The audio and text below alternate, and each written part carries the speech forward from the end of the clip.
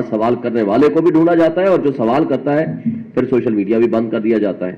تشدد ہوا, اغوا برائے بیان ہوئے, جس طرح لوگوں کو اٹھایا گیا, پارٹیاں تبدیل کرائی گئیں, کنگز پارٹیاں بنائی گئیں, ان میں جا کر شمولیت کرائی گئی. یہ الگ بات ہے کہ کنگز پارٹی کے بھی اگر 2 بندے جیتے ہیں تو وہ بھی جتوائے گئے ہیں, ایک سلمان اکرم راجہ سے اور ایک ہمارے علی اعجاز بھٹو سے, دونوں وکلاء سے. وہ سب آپ کے سامنے ہے, اس میں تفصیل میں جائے بغیر. اور جو پختون کے پی کے میں ہوا پرویز خٹک صاحب کے ساتھ, وہ ہمارا ایک عام ورکر جس نے ان کو ہرا دیا, 5000 ووٹ انہوں نے لیے.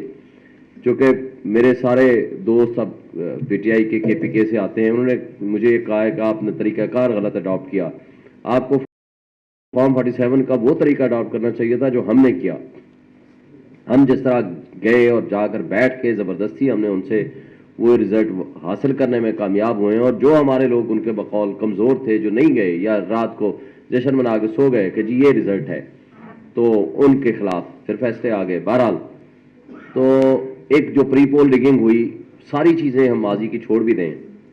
جس دن ہم نے نامنیشن فارم جمع کرائے, آپ سارے media, social media, electronic media, print media, سب نے دیکھا فارم چھینے گئے, پروپوزر سیکنڈر اٹھائے گئے اور کینڈیڈیٹس کڈنیپ کیے گئے. جب یہ سارا ڈرامہ آپ نے دیکھا نہیں چلا تو جناب میرے سمیت ہمارے جو مین لیڈرشپ تھی 90 سے 95% ہمارے لوگوں کے کاغذات ریجیکٹ کر دیے گئے. اور اس کے بعد پھر ہم ہائی کورٹ میں گئے اور وہاں سے ہماری کوئی 90% لوگ ہمارے ریسٹور ہو کر واپس آئے. یہ تو تھا کہ اس وقت تک جب تک کاغذات ایکسیپٹ نہیں ہوئے. اس کے بعد میں اپنے حلقے کی بات کرتا ہوں. میری یہ کانسٹیٹوئنسی تھی, اس F8 سے پیچھے سارا یہ میرا حلقہ تھا. میں یہ سمجھ رہا تھا کہ میں ایک وکیل ہونے کے ناطے 33 ایئرس میری پریکٹس ہے, میں بار کا پریزیڈنٹ رہا ہوں, ہائی کورٹ بار کا, میں بار کونسل کا فاؤنڈر وائس چیئرمین رہا, پاکستان بار کونسل کا ممبر رہا. تو شاید میرے حلقے میں سپریم کورٹ ہے, ہائی کورٹ ہے, الیکشن کمیشن ہے, پارلیمنٹ ہاؤس ہے, پرائم منسٹر ہے, پریزیڈنسی ہے, ڈپلومیٹک انکلیو ہے, یہ پری پول ڈگنگ والا کانسیپٹ نہیں چلائیں گے. اور میری ایک پولنگ اسٹیشن بلکہ میرا پرائم منسٹر ہاؤس کے اندر بھی تھا, جہاں پریزیڈنسی کے, پرائم منسٹر ہاؤس کے امپلائیز, ڈپلومیٹک انکلیو میں رہنے والے لوگ, ان کی لوگوں کی وہاں ووٹنگ تھی, اور وہاں سے بھی میں بڑی لیڈ سے جیتا ہوں. اور 46 یونین کونسل تھیں, ساری کی ساری الحمدللہ میں جیتا ہوں.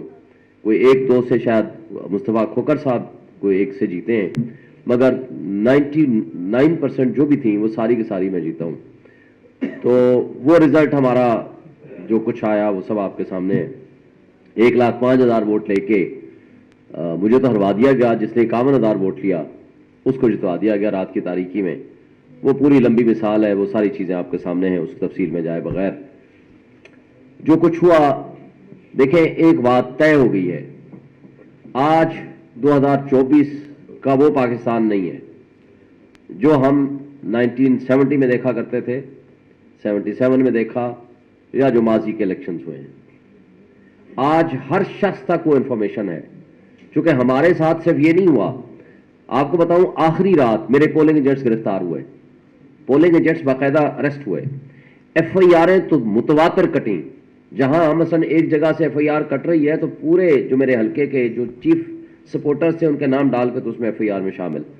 رات کو, یعنی جس دن میں کینڈیڈیٹ بنا اور اس کے بعد سے لگیا, رات کو کم سے کم 2, 4, 5, 6 ہمارے سپورٹرز کے گھر میں چھاپے ضرور ہوتے تھے. ہمارے ان کو یہ ہدایت تھی کہ آپ اپنے گھروں میں نہ رہیں. اور ایک گاڑی پولیس کی ہوتی تھی, باقی سب سول کپڑوں میں ہوتے تھے. وہاں چھاپے ضرور پڑتے تھے, کوئی گرفتار ہوتے تھے, کوئی نہیں ہوتے تھے. اس کے لیے ہم نے ہائی کورٹ سے رجوع کیا. ہائی کورٹ نے آرڈرز کیے کہ ان کے لوگوں کو گرفتار نہ کیے, ان کے لوگوں کو ہراس نہ کریں. ایس ایس پی آپریشن کی ذمہ داری لگائی کہ آپ کو یہ فون کریں گے اگر رات کو کوئی بھی پرابلم ہوا تو آپ نے ان کی ٹیلی فون بھی سننے ہیں, ان کے مسائل حل کرنے ہیں. اور جس دن سے ان کی ذمہ داری لگائی اس کے بعد انہوں نے وہ رفتار بڑھا دی. انہوں نے الیکشن کے بعد کی ڈیٹ رکھی تھی, وہ رفتار بڑھا دی. ایس ایس پی نے فون اٹھانا بند کر دیا. بہرحال جو کچھ ہوتا رہا, الیکشن ڈے پہ بھی ہمارے جو کیمپس تھے وہ بھی نہیں لگنے دیے, اور جو لگے تھے ان کو کھاڑا بھی گیا بعض جگہوں پہ. مگر اس سب کچھ کے باوجود, ہم اس پہ نہیں جانا چاہتے, تفصیلات بہت ہیں, لیکن اس سب کچھ کے باوجود جو کچھ ہوا, قوم نکلی باہر. کیونکہ جو ظلم, تشدد اور بربریت کا ماحول انہوں نے قائم کر رکھا تھا اس کے جواب میں.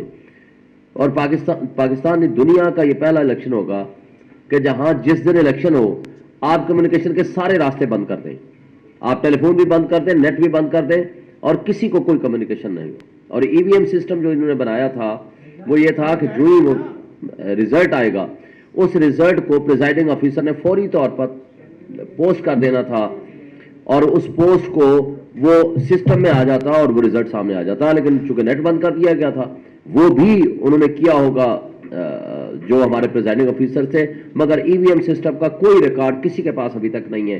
وہاں کیا کیا چیز موجود ہے, کس نے کب کون سا فارم جمع کرایا کون سا نہیں کیا. اور اس وقت تک نہ فارم 45 نہ فارم 48 نہ 49 کوئی چیز الیکشن کمیشن کی ویب سائٹ پہ نہیں ہے. موسٹ آف دی کیسز میں, کچھ کیسز میں انہوں نے فائل ڈالے تھے لیکن فوری طور پر ان کو ڈیلیٹ کر دیا گیا. اب یہ دیکھیں جو طریقہ کار ہے پریزائڈنگ آفیسرز کیا ہوتے ہیں.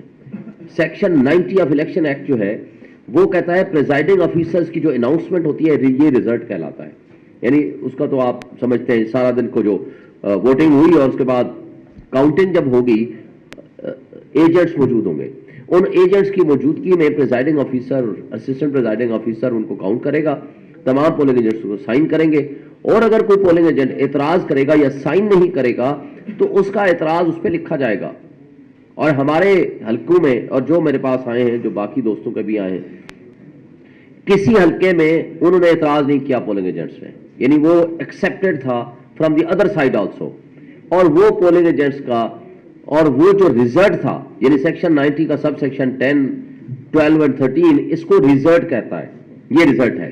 اب فارم 47 کیا ہے, وہ کمپائلیشن ہے, وہ اسٹیٹمنٹ کہلاتی ہے. اس کو سیکشن 92 جو ہے وہ اسٹیٹمنٹ کہتا ہے, پروویژنل اسٹیٹمنٹ ہوتی ہے. وہ ان سب کو اکٹھا جمع کرتا ہے اور کنسالیڈیٹ کر کے وہ اس کو فارم 47 جاری کرتا ہے. یہ بات ذہن میں رہے, جیسے مثلا ہمارے حلقے میں 47 میں 387 پولنگ اسٹیشن تھے.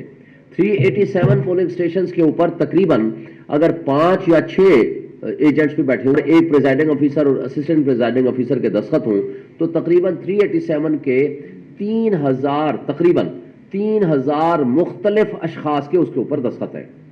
3000 دستخط کو اٹھا کر کے ایک کرپٹ ریٹرننگ افسر اس کو اٹھا کر کے ڈسٹبن میں ڈالتا ہے اور وہ اس کے اوپر دستخط کرتا ہے فارم 47 اور وہ اس کو بنا دیتا ہے کہ جی یہ حتمی ہو گیا. اور اسی کو بنیاد پر پھر بیلٹ پیپرز جو پوسٹل بیلٹ پیپرز آتے ہیں اس کو رزلٹ شامل کر کے وہ سیکشن 95 کا فارم 48 بنتا ہے. اس کے لیے بھی نوٹس دینا ضروری ہے. 92 میں بھی فارم 47 بناتے وقت بھی پریزنس آف دی کینڈیڈیٹ ہونا ضروری ہے. یہ کوئی فارمیلٹی پوری نہیں کی گئی, بلکہ میرے کیس میں تو کیا ہوا, ہم الیکشن کمیشن سے اسٹے لے آئے کہ جناب فردر کنسلٹیشن روک دی جائے فارم 48 والی. ہم 11 تاریخ کا ٹائم تھا, 11 تاریخ کو ہم صبح پہنچتے ہیں 11:30 بجے, 12 بجے کا ٹائم تھا. وہ ہمیں لکھ کے دیتا ہے RO کہ جناب آپ کا process of consultation election commission نے روک دیا, لہٰذا ہم نے بھی روک دیا ہے, فردر کنسلٹیشن از پوسٹ پون. ہم جاتے ہیں, گھنٹے بعد جناب وہ ہمارے اپوننٹ کو بلاتا ہے اور وہاں سارے ریکارڈ ٹیمپرنگ کرتا ہے, جو بھی کرتا ہے. رات کو الیکشن کمیشن خود اپنے اسٹے کے باوجود ریٹرننگ افسر کے آرڈرز ہونے کے باوجود رات کو نوٹیفیکیشن آ جاتا ہے. اور جو جس طرح الیکشن کمیشن کر رہا ہے, جس طرح کی کرپٹ بیوروکریسی کر رہی ہے, آپ متناسب نمائندگی کی بات کر رہے ہیں, کر لیں متناسب نمائندگی, لیکن بات یہ ہے کہ جو سرے عام سب کی آنکھوں کے سامنے ڈاکہ ڈالا جا رہا ہے. آپ کو ووٹ پڑے ہیں فرض کرو 7000, اگلے بندے کو انہوں نے 77,000 ڈال دیے, آپ کو پڑے ہیں 1,05,000, انہوں نے اٹھا کر کے اس کو 1.5 لاکھ کر دیا. آپ کریں گے کیا؟ مجھے کراچی کے ایک منتخب شدہ 47 کے مطابق منتخب شدہ جس کے 4,000 صرف شاید ووٹ ہوں, ان میں سے ایک بندے نے مجھے بتایا کہ ہاں آپ کے لوگوں نے 1 لاکھ کی لیڈ سے لوگ جیتے ہوئے تھے, لیکن ہم نے ہرا دیا. اور جو کچھ ہوا اسلام آباد کے حلقے میں, تینوں حلقوں میں ہم بڑی لیڈ سے جیتے. اور شکر ہے اس بات کا کہ میاں اسلم صاحب, کاشف چودھری صاحب, مصطفیٰ کھوکھر صاحب, ایون TLP کے حافظ خابر اخلاص صاحب, باقی لوگ سب کھڑے ہو گئے.